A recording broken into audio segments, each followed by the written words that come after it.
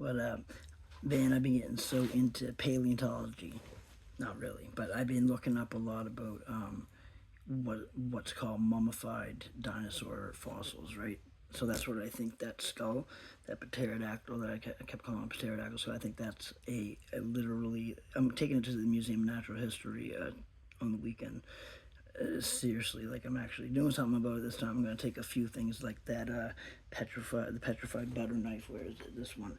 I'm taking this to the Museum of Natural History as well because this is like, I mean, no doubt about it. There's absolutely nothing else that this could have possibly been other than a butter knife or some sort of knife. You can even see like some of the, you see some almost like metal there, but on the handle you can see where it's like it might have been like a rubber uh, thing that went over the metal and it fused to it a bit, right? See, so I mean that's pretty compelling.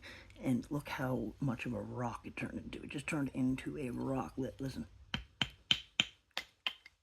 a rock, dude.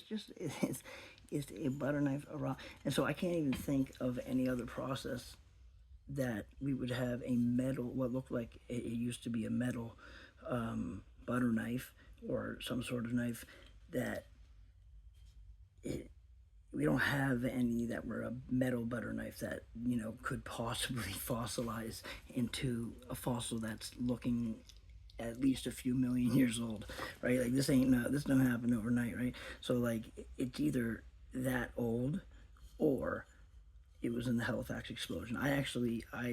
It's so fucking petrified. And same with this